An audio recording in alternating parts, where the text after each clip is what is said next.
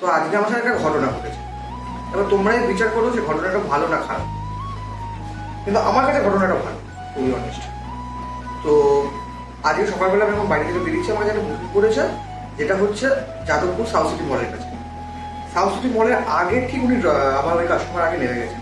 তারপরে on the রাইটই আমার কাছে একটা বুকিং ঢুকে গেছে, যেটা হচ্ছে বিওয়াজি বা ক্যালকাটা হাইকোর্ট যাবে।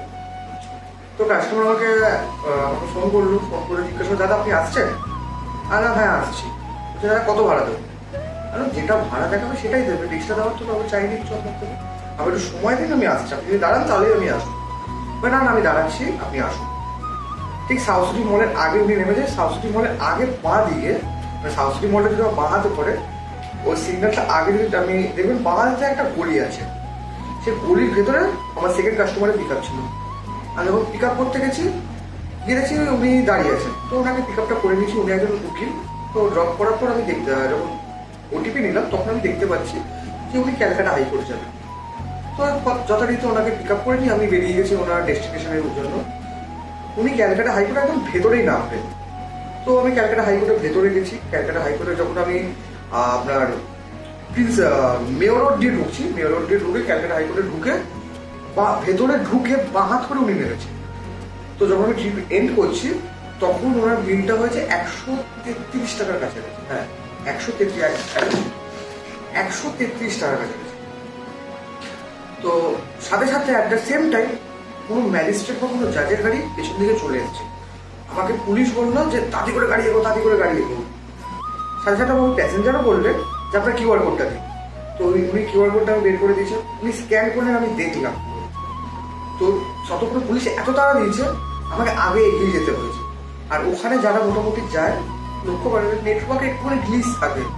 তো আমি ফোনপে মার্চেন্ট অ্যাপ ইউজ করি। তো সাথে সাথে যদি পেমেন্ট করে অ্যাট দ্য সেম টাইম আমাকে বলে দেয় যে এই টাকাটা রিসিভ করা হয়েছে বা অমুক এরকম কিছু বলে। তো আমি দেখছি কোনো কিছু ভয়েস আসছে না, আর আমি অ্যাপেও কিছু শো করছে না।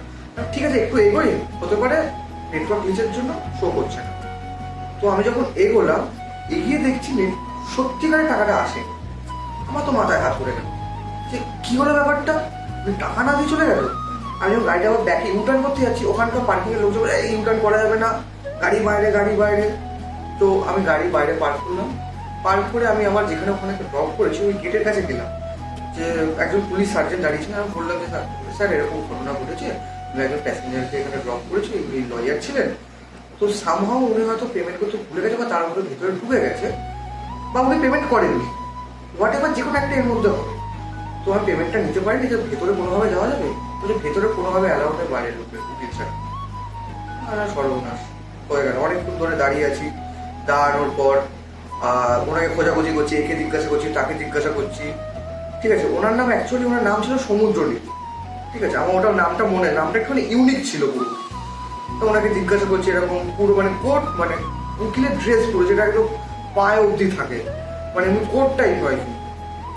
তো ওনারা বললো যে না আমরা চিনি না, কেউ কিছু বলতে পারছে না।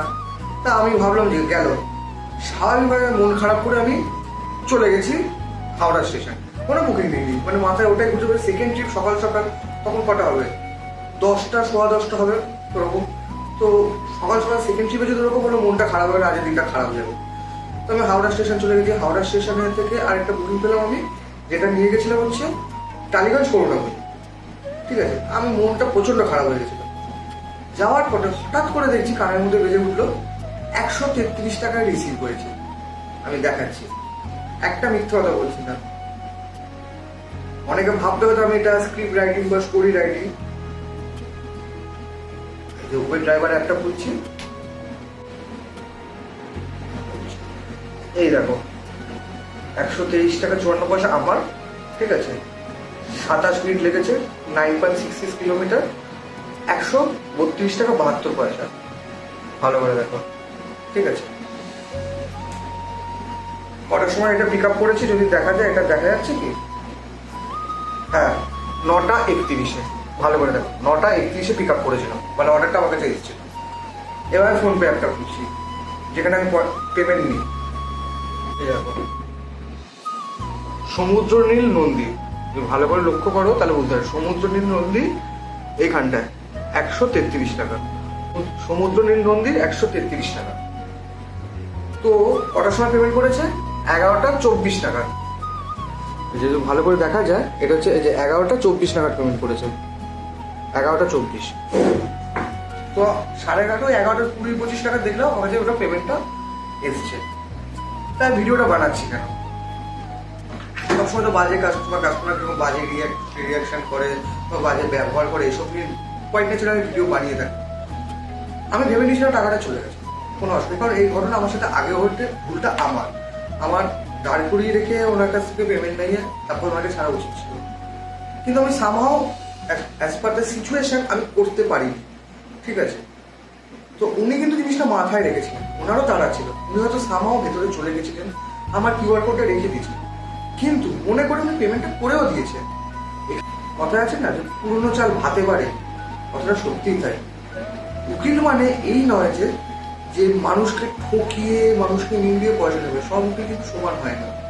ইনি কিন্তু চাইলে আমাকে পয়সাটা নাই দিতে পারতো, কি আসতো। উনি আমার 133 টাকা মেরে যেমন বাড়ি কিনতে পারবেন না, আমিও 133 টাকা ছেড়ে দিয়ে অনেক মহান হয়ে যাবো না, উল্টা আমার ছিল। কিন্তু উনি কিন্তু সেই জায়গাটা দেন। যদি এরকম মানুষ সমাজে এই সংখ্যায় বেড়ে যায়, ভাবুন তো আমাদের সমাজটা কোথায় গিয়ে যাবে। সত্যি এরকম কাস্টমার আমার জন্য আমি খুবই লাকি, এরকম কাস্টমার পেয়েছি। আর ভুলটা আমার ছিল, আমি ওনাকে দাঁড় করে পেমেন্টটা নিতে পারিনি। সবাই তো সমান হয় না, যে আমি পেমেন্ট করতে ভুলে গেছি, ভেতরে চলে গেছি, পরে পেমেন্ট করেছি। এরকম কাস্টমার হয়েছে যে আমাকে বলছে আপনি চলে যান, ওখানে ডেস্টিনেশনে যান, আমি পেমেন্ট করে দিচ্ছি। ডেস্টিনেশনে গেছি, পার্সেলটা দিয়েছি, বলেছে আমাকে ওখানে গিয়ে ফোন করবেন। দিয়ে দিয়েছি, দিয়ে নিচে চলে এসেছি, দিয়ে ফোন করছি, ফোনই ধরছে না, ফোন কেটে দিচ্ছি। তখন আমি আবার ওপরে গেছি, তখন কিন্তু উনি বলছে আমার তো পেমেন্ট করার কথা, আমি পেমেন্ট করবো, যে পাঠিয়েছে তার সাথে কথা। তাহলে সের মতো এটা আমার চোট হয়ে গেছে, দোষটা আমার ছিল। এক্ষেত্রে দোষটা আমারই ছিল, আমি দাঁড় করিয়ে নিইনি। ওনার জায়গায় যদি অন্য কোনো লোক থাকতো, সে হয়তো পয়সাটা দিত না, কিন্তু উনি দিয়ে দিয়েছে। এরকম মানুষ আজও আমাদের সমাজে রয়েছে, ঠিক আছে। এরকম মানুষ যদি সবসময় আমরা যদি সবাই এইভাবে সহযোগিতা করে চলি, তাহলে আমাদের সমাজ অনেক উচ্চ জায়গায় যাবে। তাই ভিডিওটা আজ শেয়ার করছি, আমার খুব ভালো লেগেছে। যদি কিছু ভুল বলে থাকি তাহলে ক্ষমা করবেন, ধন্যবাদ।